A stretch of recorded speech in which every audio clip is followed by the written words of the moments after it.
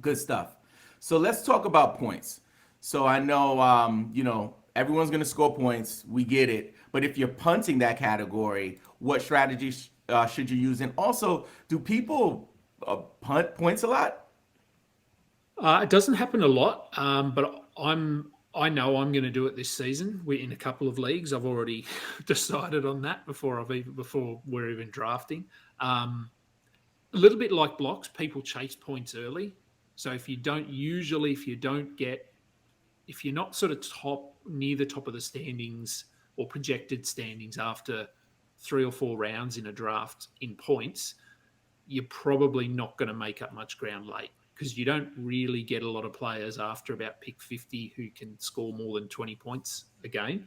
Um, and so I find for having a look at rankings and numbers, I think it's actually a category that creates a lot of value when you punt it. A lot of other players get a boost, um, and it's those ones that you would sort of if you're not punting and you get to a certain point in the draft.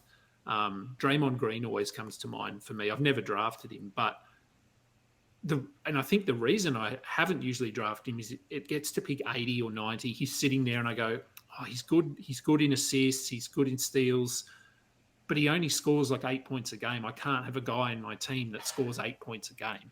So, so for me, punting points, you would go, well, of course I'm going to take him because he gets me assists, rebounds, steals, some blocks. Um, and then if you look at the top of the draft as well, obviously that's where a lot of your big point scorers are in the top 20. They're going to score 30 points a game. But someone like so I think if you're punting points this season, Tyrese Halliburton would be a perfect first draft pick because he's probably only going to score 20 a game, but he'll get you 10 or 11 assists, 2 steals, 3 threes. He's efficient. So he does everything else except score. Um, so that's why I think I'm going to look into punting points this season. And along with that, I'm probably going to punt percentages as well. I'm looking at that as a build this year where I don't worry about points or percentages. All I worry about is rebounds, assists, blocks, steals, and threes, pretty much.